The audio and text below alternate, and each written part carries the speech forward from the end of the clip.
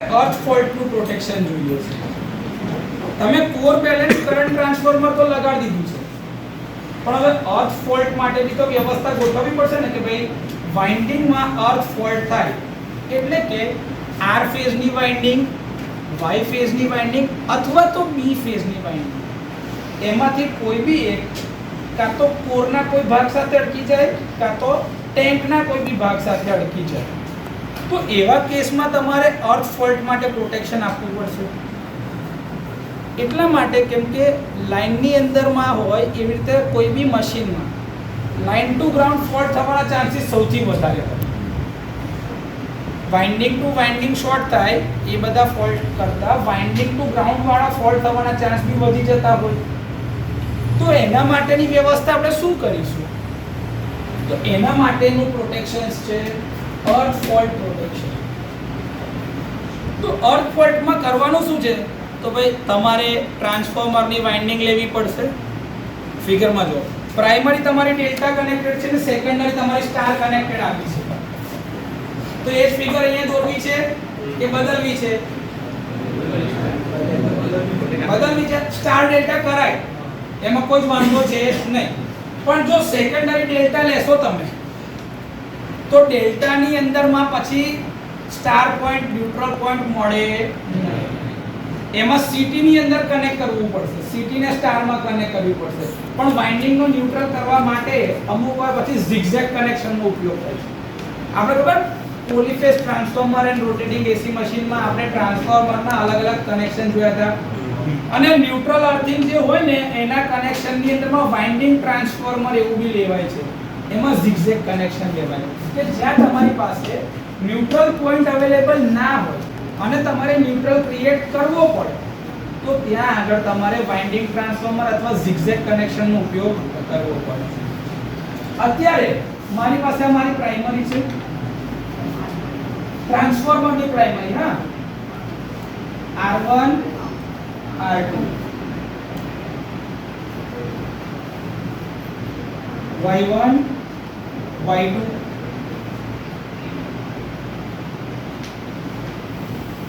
B1 B2. મારે જો neutral point સામેની સાઈડ ઉપર બતાવવો હોય તો મારે આનું કનેક્શન કેવું લેવું પડશે? ડેલ્ટા. હવે પાવર ટ્રાન્સફોર્મર છે એટલે એની પ્રાઇમરી 66/11 પ્રમાણે બતાવે તો 66 માં એટલે રુદ્ર જાગી જા.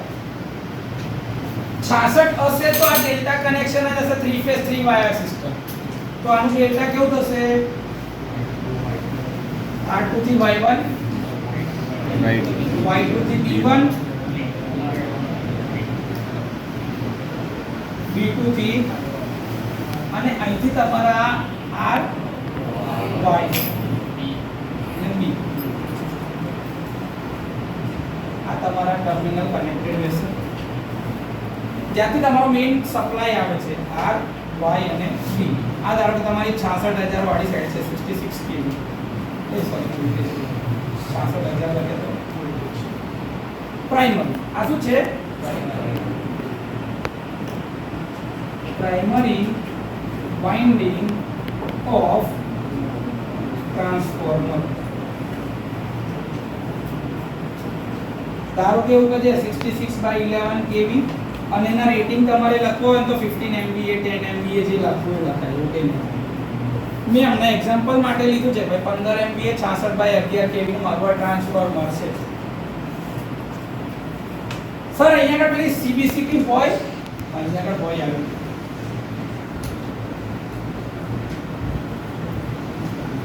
એટલે અહીંથી આમ વાઇન્ડિંગ અને અહીંથી પછી અહીંયા રિલેટેડ પીચ કોઇલ ને પછી અહીંયા એનર્જાઇઝ થતું હોય ને અહીંયા બોક્સ. આ શું હોય? રિલે. આ શું છે કે એનું અર્થ કરેલું છે. આ સોરી ટ્રીપ કોઇલ. પછી તમારું પ્લન્જર એક મૂકેલો છે, પ્લન્જર જે ટ્રીપ કોઇલ નહીં લગીન હશે અને એનો કોન્ટેક્ટ છે ને આને ક્લોઝ કરશે કે પ્લન્જર શું થશે? કાં તો આઉટ જશે કાં તો અટ્રેક્ટ કરશે. બે ટાઈપનું હોય છે. આ શું છે? તમારું plunger.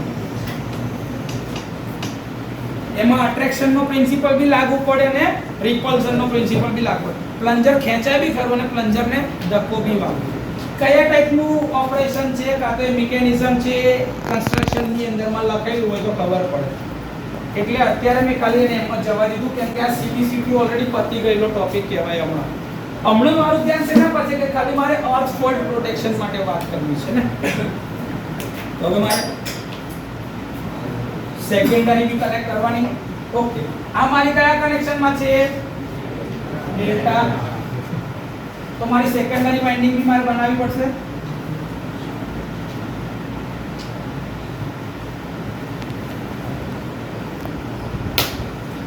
Okay, this is small r1, small r2, small y1, small y2, small b1, small b2. Okay, star point કઈ બાજુ બનાવો છે? આ બાજુ કે પેલી બાજુ?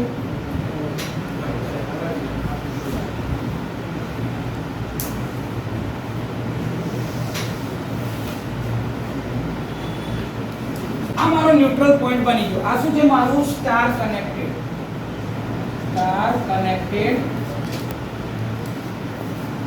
Secondary winding of transformer. એટલે કે 11 kV સાઈડ થઈ ગઈ.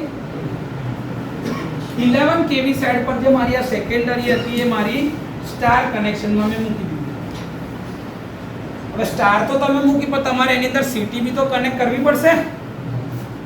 વાઇન્ડિંગ તમે સ્ટાર કનેક્શનમાં મૂકી દીધી પણ સીટી બી લગાડવી પડશે ને. આમાં કઈ બાજુ લગાડીશું સીટી?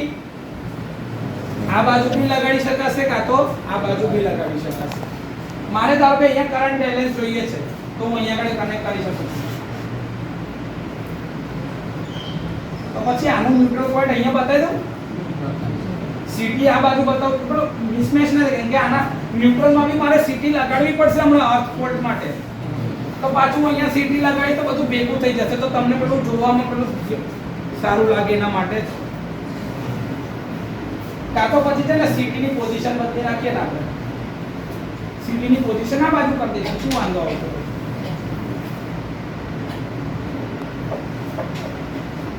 પછી કરંટની પોલારિટી સમજાશે? પેલું પોઝિટિવ નેગેટિવ સમજાઈશ તો ઓકે, સમજાઈ જશે, વાંધો નહીં આવે. લાઈટ બડી માર્ક કરું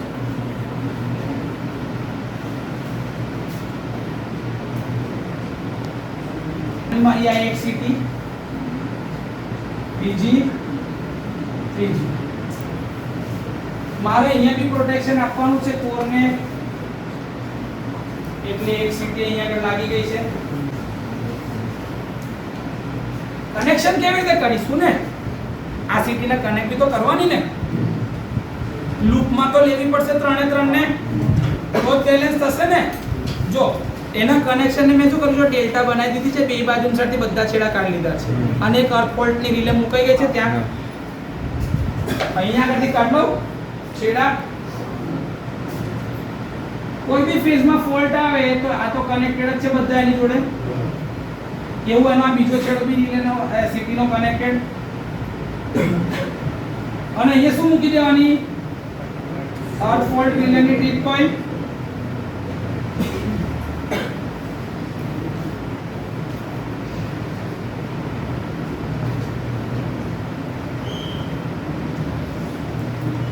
અગેન ટ્રીપ પોઈન્ટ પછી આઉટ મિકેનિઝમ. કાં તો ત્યાં આગળ ઇન્ડક્શન ડિસ્ક હોય કે ઇન્ડક્શન કપ હોય કાં તો પછી પ્લન્જર અરેન્જમેન્ટ હોય, કશું બી હોઈ શકે છે ત્યાં આગળની અરેન્જમેન્ટ. સોલેનોઇડ ઓપરેટેડ વાલ્વ બી હોઈ શકે. સોલેનોઇડનું બી ઓપરેશન લઈ શકાય. ભાઈ ધક્કો મારે છે કાં તો ખેંચે છે પ્લન્જરને, નક્કી કરે છે કે કયા પ્રકારનું કન્સ્ટ્રક્શન છે. આટલા બધા ટાઈપની આપણે રિલે જોઈ ગયા છે તો એમાંથી કોઈ બી એક પ્રકારના કન્સ્ટ્રક્શન મારી રિલે આમાં હોઈ શકે. આમાં તમે આ ત્રણે ત્રણ ખાલી હજી ફેઝના પ્રોટેક્શન મળ્યા છે. જો R ની સીટી અર્થ સાથે થઈ, Y સાથે ને B સાથે. પણ ન્યુટ્રલ પોઈન્ટની સીટી થોડી કનેક્ટ થઈ છે. ન્યુટ્રલ પોઈન્ટની સીટી કનેક્ટ થઈ અર્થ જોડે, એને બી તો કનેક્ટ કરો સાહેબ. ઓકે, તો ધારો કે અહીંયા પહેલી પોલારિટી જે હોય ને પહેલી જે છે એ કનેક્ટ થતી હોય પહેલા જોડે તો પહેલા જોડે, બીજી કનેક્ટ થતી હોય બીજા સાથે તો આ બીજા સાથે. ઓકે, તો અર્થ ફોલ્ટ રિલે સાથે હવે R Y B અને N બધાની સીટી કનેક્ટ થઈ ગઈ. હવે સર કનેક્ટ તો થઈ ગઈ, પણ આ અર્થ ફોલ્ટ પ્રોટેક્શન ઓપરેટ કેવી રીતે થશે? તો પ્રોટેક્શન આપવા માટે જોવું તો પડશે ને, કશેક તો ફોલ્ટ કરાવવો પડશે. ધારો કે નોર્મલ ફોલ્ટ, નોર્મલ કરંટ જઈ રહ્યો છે. નોર્મલ કરંટ ધારો કે આ સીટીમાંથી આમ જઈ રહ્યો છે, આમ જઈ રહ્યો છે અને આમ જઈ રહ્યો છે. તો નોર્મલ કન્ડિશનમાં તો અર્થ ફોલ્ટ રિલેમાંથી કોઈ કરંટ જાય નહીં. તો અહીંથી કોઈ કરંટ જશે ખરો? Normal condition current is equals to 0 ampere. તો ભલે ને આમાંથી નોર્મલ કરંટ જતો, શું વાંધો છે? એ રિલે ઓપરેટ કરશે જ કે અને આ બી કરંટ જો હશે તો આનો તો વેક્ટર સમ તો 0 છે ને.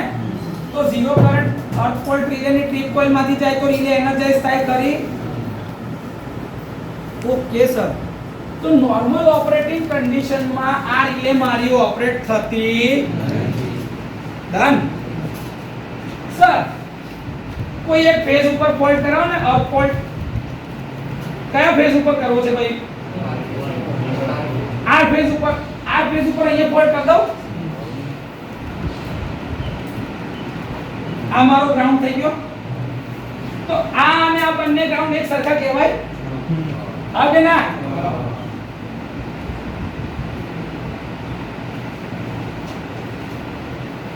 મારો ફેઝ ફોલ્ટ થયો R to G, એટલે સોરી ગ્રાઉન્ડ ફોલ્ટ. અર્થ ફોલ્ટ માં R થી G માં. ઓકે સર, R અને G માંથી ધારો કે શોર્ટ થયું છે, તો હવે આ કરંટ જાય જ છે, પણ હમણાં સમજ માટે ખાલી હું કરી દઉં છું કે જે ફોલ્ટ કરંટ જઈ રહ્યો તો આ સીટી માંથી, એ કરંટ હવે કઈ જશે? આ સીટી માંથી આવશે. કરંટ અહીંથી એન્ટર થશે ને પાછો આ ડાયરેક્શન માં, જે આના કરતા એક્ઝેક્ટ ઓપોઝિટ. હા કે ના? શું હા જુઓ તો ખરેલા એરો. આ જો આ પોઝિટિવ ટર્મિનલ, ધારો કે એક ટર્મિનલ છે પ્લસ વાળો 1, આને 1 નંબર આપું છું, આને 2 નંબર આપું છું. 1 માંથી કરંટ એન્ટર થયો, અહીંયા કયામાંથી એન્ટર થયો? 2 તો કરંટ 1 માં જ આવ્યો પાછો. તો 1 માં જ કરંટ જાય છે ને, બેલેન્સ થાય છે ખરું એકબીજા જોડે? કઈ તો ના થાય તો આ રિલેમાંથી ફોલ્ટ કરંટ જશે? જશે કે નહીં જાય? તો આ રિલે ઓપરેટ થાય કે ના થાય? તો internal R to G fault થયો, તો કરંટ અહીંયાથી બી ગયો ને અહીંયાથી બી ગયો, એટલે એને શું જોયું કે ભાઈ અહીંયા અર્થ ફોલ્ટ થયો છે. અર્થ ફોલ્ટ થાય તો આ રિલે તો થાય છે. આ કરંટની ડાયરેક્શન જો થાય છે ઓપરેટ. આ જ પ્રિન્સિપલ પર ઓપરેટ થવા માટે જ તમે અર્થ ફોલ્ટ ની અંદર માં રિલે લગાડી છે અને ન્યુટ્રલ માં એક સીટી લગાડી છે. એટલે જ આનું નામ શું છે? અર્થ ફોલ્ટ પ્રોટેક્શન. શું છે? અર્થ ફોલ્ટ પ્રોટેક્શન. સર આનું નામ રિસ્ટ્રિક્ટેડ કેમ છે આગળ? તો રિસ્ટ્રિક્ટેડ એટલા માટે છે કેમ કે અમુક પોર્શન ઓફ વાઇન્ડિંગ ઇઝ અનપ્રોટેક્ટેડ. થોડો ભાગ અનપ્રોટેક્ટેડ રહી જાય છે. એના બધા કારણો જ્યારે આપણે ઓલ્ટરનેટર વાળું ભણીશું ને, ઓલ્ટરનેટરનું earth fault restricted, earth fault protection, ત્યારે આપણે ડિટેલમાં એને કવર કરવાના છીએ. એટલા માટે અત્યારે આ થિયરીને બહુ લાંબી ના થાય એટલા માટે તમને કહી રાખું કે ભાઈ થોડાક પ્રકાર 15% 20% એવી વાઇન્ડિંગ અનપ્રોટેક્ટેડ રહી જાય છે ન્યુટ્રલ સાઈડ. એટલે એનું નામ આપણે શું કીધું છે? Restricted earth fault protection. કે અમુક ભાગને જ પ્રોટેક્શન આપી શકે છે, અમુકને આપી શકતું નથી. આની સેન્સિટિવિટીનો બી ઇશ્યુ છે થોડો, એટલે એ બધું ડિટેલમાં સમજાવવા માટે વધારે સમય જોશે. અત્યારે મારું કામ છે ખાલી મારે મિડ સેમ સુધીમાં તમારા સિલેબસ મેક્સિમમ કવર કરવો છે, એટલે ડિટેલમાં હમણાં હું જતો. આપણો સિલેબસ થોડો કવર થઈ જશે તો ઓલ્ટરનેટરમાં ચેપ્ટર નંબર 4 માં આપણે ભણવાના જ છે, તો તે ટાઈમે આને થોડો વધારે સમય આપીને આપણે ક્લિયર કરીશું. ડન? આમાં કોઈને કોઈ ડાઉટ હોય તો બોલો. ક્લિયર?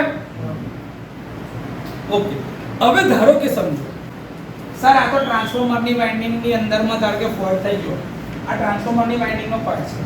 હવે એ જ સાહેબ આ વાઇન્ડિંગ પછીનો આ ભાગ ધારો કે જઈ રહ્યો છે, અહીંયા ધારો કે ફોલ્ટ થાય તો ઝોનની બહાર, તો આનો ઉપયોગ પડશે સાહેબ. તો બેલેન્સ કરંટ ત્રણ ફેઝ નો જે જતો તો એ જ, અને એટલો જ કરંટ ન્યુટ્રલ માંથી આવશે જ.